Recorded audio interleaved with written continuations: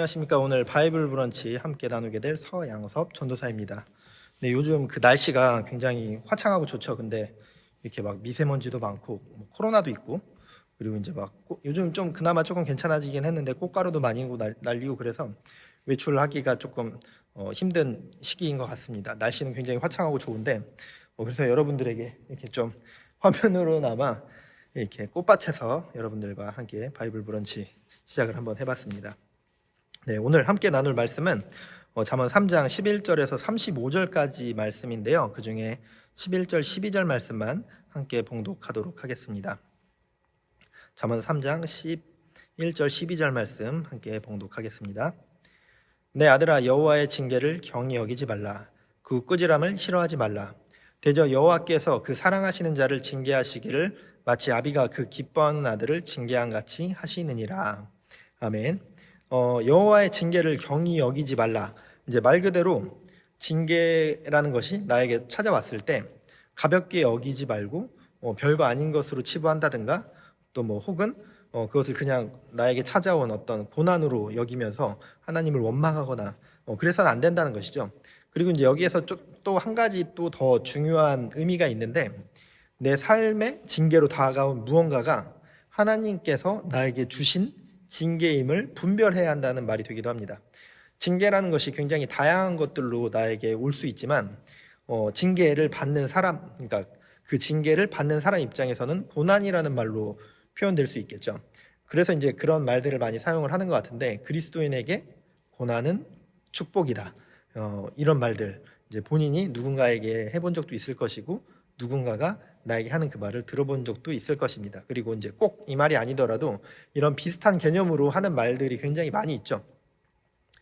나에게 찾아온 고난이 그냥 나의 실수, 게으름, 부족함으로 인해서 또는 어떤 악인들로 인해서 또는 다양한 어떤 것들로 인해서 찾아온 고난인 것인지, 아니면 하나님께서 나에게 무언가 이야기하고 나에게 무언가 주시는 메시지가 있어서 나에게 주시는 징계인지 분별해야 한다는 것입니다. 하나님께서 나에게 징계를 주실 때 하나님이 너 죄 지었으니까 어디 한번 당해봐라. 너 내 말 안 듣고 너 그런 식으로 살았으니까 고생 좀 해봐. 또는 너가 그런 식으로 살아? 그럼 지옥 뗄감 한번 돼봐라. 이렇게 하시는 마음으로 우리에게 그런 징계를 주시는 것이 아니죠. 징계, 그러니까 즉 고난을 통해서 나의 죄 또는 잘못된 삶의 방향을 깨달아 알아야 한다는 것입니다. 그리고 깨달음 가운데 하나님께서 나에게 주시는 말씀이 무엇인지 더 깨달아 알아야 하는 것이죠. 그것이 하나님께서 하나님의 자녀들인 우리에게 주시는 징계의 의미이고 징계의 이유입니다. 하나님이 주신 징계를 분별하지 못한다면 그냥 그 징계가 하나님께서 나에게 주신 징계인지를 내가 깨달고 알아차리지 못하면 그냥 그 징계가 내 삶의 그냥 고난일 뿐이고 고통일 뿐이고 나에게 절망과 또 나에게 원망과 나에게 상처만 남는 그런 일이 되어질 뿐이죠. 하지만 처음에 이야기했던 것처럼 그리스도인에게 고난은 축복이다. 이 말이 고난을 통해서 하나님의 인도하심과 사랑이 있기 때문에 고난 자체는 힘들고 고통이지만 결국 하나님의 징계인 고난을 깨닫고 그 가운데 순종과 회개로 나아간다면 고난은 고난이지만 결국 그 고난이 우리에게 최종적으로 축복으로 남는다는 것이죠. 고난은 고난일 뿐이지만 고난을 통해서 축복의 길로 인도해 주시기 때문입니다. 그렇기 때문에 그리스도인에게 고난은 축복이라고 말할 수 있을 것입니다. 그리고 한 가지, 이게 딱 정답이다라고 말을 할 수 없을 수도 있겠지만 권면드리고 싶은 것은 이 말씀 자체를 자기 자신에게 적용하고 자신의 결단으로 가지고 가는 것은 좋지만 고난 가운데 힘들어하고 아파하고 있는 사람 누군가에게, 타인에게 이 말을 적용하고 이 말을 너무 쉽게 내뱉는 것을 주의했으면 좋겠습니다. 좋은 의도로서 힘을 주고 위로해주기 위해서 이런 말들을 하죠. 나쁜 의도는 아니지만 고난 가운데 있는, 그런 힘든 상황 가운데 있는 사람에게 이런 말이 도움이 되지는 않는 것 같습니다. 틀린 말이어서가 아니라 맞는 말이지만 고난 가운데 있는 사람을 더 숨막히게 하는 말이 될 수도 있기 때문입니다. 앞에서 말한 것처럼 결국에는 축복으로 돌아오기 때문에 고난이 그리스도인에게 축복이 되는 것이지만, 현재 그 고난의 상황 가운데 너무 아파하고 힘들어 있는 자들에게 그리스도에게 고난은 축복이니 너 그 시간을 잘 견뎌라. 하나님의 말씀을 분별해라. 고난은 그냥 지나가는 것뿐이고 이 상황에서 하나님 축복을 주신다. 뭐 이런 말들을 하는 것이 그렇게 고난 가운데 있는 사람들에게는 도움이 되지 않고 오히려 그 말로 인해서 더 큰 마음의 짐이 추가되기도 하고 나는 왜 이렇게 이 상황을 잘 견디지 못하지? 나는 왜 믿음으로 나아가지 못하지? 막 이런 정죄감마저 드는 때도 있는 것 같습니다.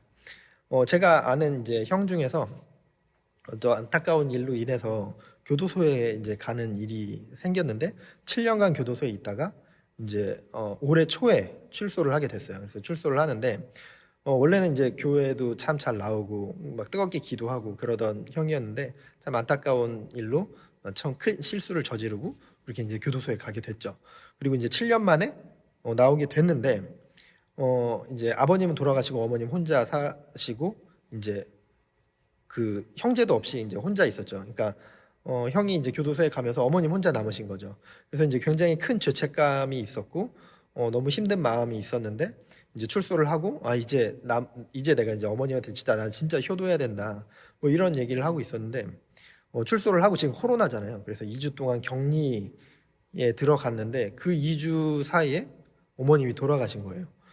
그렇게 되니까 장례식장도 못 가게 됐죠. 그래서 굉장히 큰 좌절감과 죄책감에 시달려 있는 상황이었는데 그런 형에게 제가 만약에 찾아가서 형, 그리스도인에게 고난은 축복이야. 이 시간을 통해서 분명히 하나님이 하시고자 하는 말씀이 있을 거고 형은 더 크게 성장할 것이고 뭐 이런 얘기를 하는 것이 그런 고난의 상황과 고통의 상황 가운데 처해 있는 사람에게 아무런 도움이 되지 않는다는 것이죠. 고난 가운데 처해 있는 사람들에게는 위로를 해주고 공감해주고 그 사람들의 이야기를 들어주고 내가 도울 수 있는 것이 있다면 뭐 도울 수 있으면 더 좋겠죠. 그리고 중요한 것은 뒤에서 그 사람을 위해서 우리가 중보해 주는 것, 그것이 정말 더 큰 힘이 되어지는 일이 되어질 수 있습니다. 그리고 또 이제 어느 정도 고난의 시간이 지나가고 그 고난의 뭐 끝자락에 있든가 아니면 그 고난을 조금 이제 지나쳐 왔을 때 그 사람들에게 그리스도인에게 고난은 결국 축복이더라 이런 이야기를 하면서 나누게 된다면 오히려 그 사람들도 그것을 받아들일 수 있는 마음의 힘이 생기고 그것들을 자양분 삼아서 더욱더 하나님과 가까이 나아갈 수 있는 계기가 되겠지만 지금 이 상황 가운데 너무나도 힘들고 고난의 상황에 처해 있는 그 상황 가운데 그런 이야기들을 그들에게 한다면 오히려 큰 도움이 되지 않고 오히려 그들에게 마음의 짐과 정죄감만을 심어주는 일들이 많이 생기는 것 같습니다. 치료해야 될 때가 있고 또 우리가 운동으로 단련해야 될 때도 있고 또는 맞서 싸워야 할 때도 있잖아요. 그런데 그런 고난의 상황에 처해 있는 사람들은 치료해주고 응원해줘야 될 때인 것 같습니다. 그래서 많은 위로와 응원, 공감이 더 필요한 것 같습니다. 이 말씀의 메시지를 나에게 적용하고 내가 결단하고 내가 그것을 이겨낼 수 있는 자양분으로 삼는 것은 좋지만 고난의 상황 가운데 있는 누군가에게 타인에게 강요 아닌 강요로서 사용되지는 않았으면 좋겠다는 말씀을 또 드리고 싶습니다. 또 이어서 13절에서 18절까지 말씀을 볼 텐데요. 잠언을 시작하고 이 말씀과 비슷한 맥락의 메시지들이 앞서서도 있었기 때문에 짧게 짚고 넘어가도록 하겠습니다. 13절에서 18절까지 말씀 제가 읽어드리도록 하겠습니다. 지혜를 얻은 자의 명철을 얻은 자는 복이 있나니 이는 지혜를 얻는 것이 은을 얻는 것보다 낫고 그 이익이 정금보다 나음이니라. 지혜는 진주보다 귀하니 내가 사모하는 모든 것으로도 이에 비교할 수 없도다. 그의 오른손에는 장수가 있고 그의 왼손에는 부귀가 있나니 그 길은 즐거운 길이요 그의 지름길은 다 평강이니라. 지혜는 그 얻은 자에게 생명나무라. 지혜를 가진 자는 복되도다. 아멘. 네, 13절에서 15절은 지혜의 가치에 대해서 표현을 하고 있죠.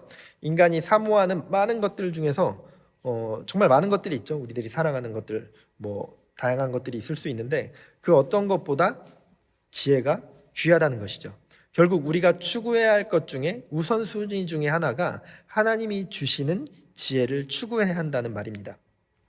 다른 것 없어도 하나님이 주시는 지혜가 우리에게 충만하다면 무엇보다도 더 위대한 가치로 우리의 삶을 하나님이 주신 지혜로서 살아갈 수 있다는 것입니다. 16절, 18절은 지혜가 주는 복에 대해서 이야기를 하고 있는데요. 그 중에서 이제 18절은 지혜가 주는 축복에 대해서 극대화해서 표현을 하고 있습니다. 하나님의 지혜를 발견하는 사람은 에덴에 있던 그 생명나무의 가치를 주는 것으로 표현이 되어져 있는데요. 영원한 삶을 살게 하는 생명나무였죠. 근데 이 생명나무를 준다는 것이 하나님의 지혜가 그런 어떤 영생불사를 준다는 것은 당연히 아니겠죠.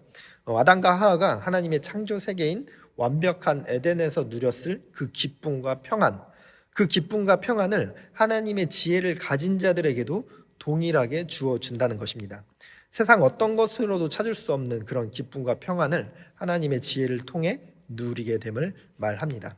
우리가 구해야 할 것 중 중요한 것 중에 하나가 그래서 하나님의 지혜인 것입니다. 오늘 바이블 브런치 말씀을 정리하겠습니다. 하나님의 징계를 분별해서 하나님이 주시는 이 징계의 뜻과 의미를 깨달아 알아서 그 징계, 그러니까 나에게 찾아온 그 고난이 정말 하나님이 주신 것인지 온전히 분별하고 정말 하나님이 주신 징계의 고난이라면 내가 그 고난을 통해서 나의 잘못된 길과 나의 죄, 나의 잘못된 삶의 방향성을 깨달아 알아서 하나님이 인도해 주시고 하나님이 깨닫게 해주신 그 길로 온전히 나아가고 회개함으로써 결국에는 하나님께서 주어주신 그 징계가 나에게 축복이 되어지는 삶이 되어지기를 축복드립니다.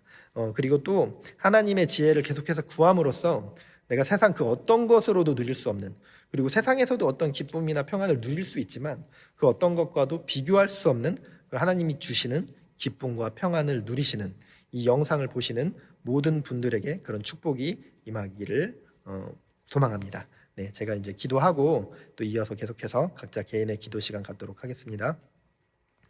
하나님 아버지 감사합니다. 오늘 또 이렇게 바이블 브런치를 통하여서 하나님이 주시는 징계에 대해서 나눴습니다. 또 하나님이 주시는 그 지혜에 대해서 나눴습니다.